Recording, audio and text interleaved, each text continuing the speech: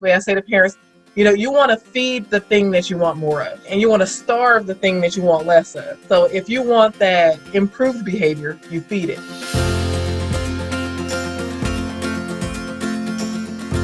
Dealing with meltdowns in the moment, of course, is really, really challenging.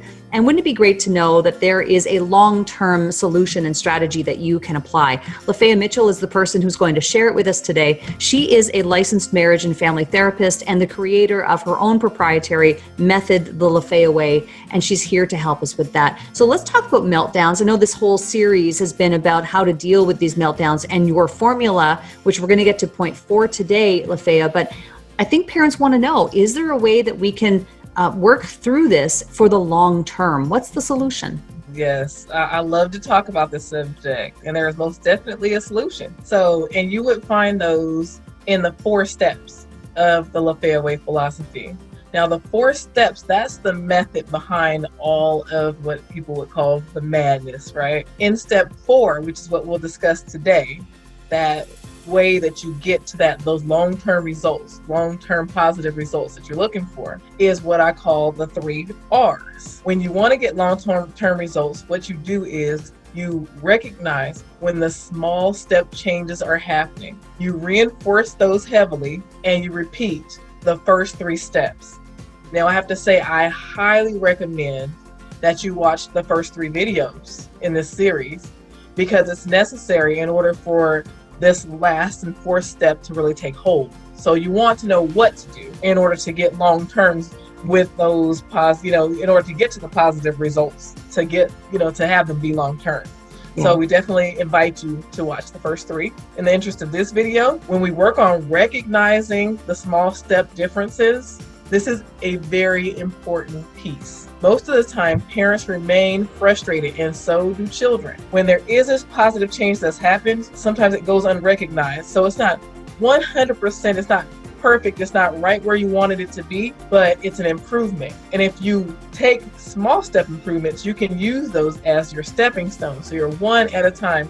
So if before you yelled for an hour and now you've moved into a space where you only yelled for 20 minutes. Right. That's still a small step improvement. Right. Now, this is something that if you're able to catch it, then it'll create a situation where you're able to properly reinforce behavior in a fast enough fashion and actually in smaller increments, because that's where the other, say your child, is going to recognize that you're seeing that there's a difference. When there is no recognition in that way of the small steps, then what you get is you get frustration. Well, I tried, I'm doing this better, and nobody knows and nobody cares, so I may as well do what I was doing in the first place. So in order to get rid of that barrier, then in order to break through that barrier, we have to work on recognizing small steps. So, for example, you have one that would melt down for hours before. And then after you start working some of the 4 steps at the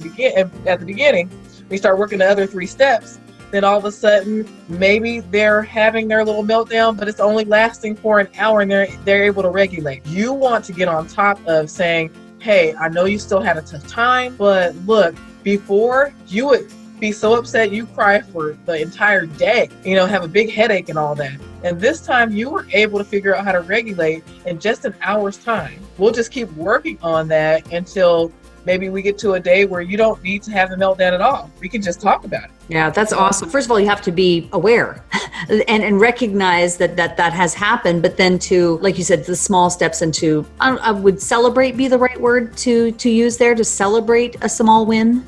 I like the idea of celebration, because when you think about celebrating a thing, you're bringing lots of attention to it, you're bringing a positive feel to it, and you're going to create a situation where it happens more often. So then the second R, as you mentioned, is to reinforce. And you say reinforce heavily.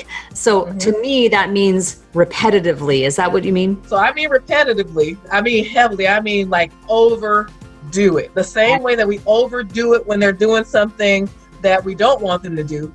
We want to make a shift, because we want a majority of our attention to go into the things that we do want. We want to put less attention on the things we don't want. The way I say to parents, you want to feed the thing that you want more of, and you want to starve the thing that you want less of. So if you want that improved behavior, you feed it. If you want less of that not so wonderful behavior, then you starve it. Those are the things you try to actively ignore or spend less time focusing on. And then the third R is to repeat all these steps. Yes. Love that.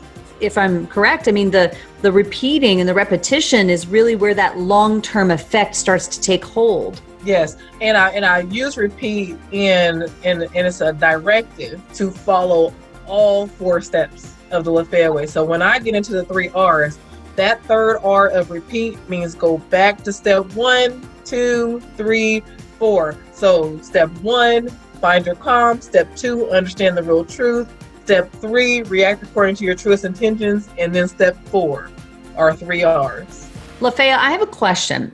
When we talk about the repetition of all of these steps, I mean, how many years has it taken you to develop this, your Lafaya Way, your philosophy? How many years did it take you to develop this? Now, this is an interesting thing because I feel like it's taken 45 years, my entire life.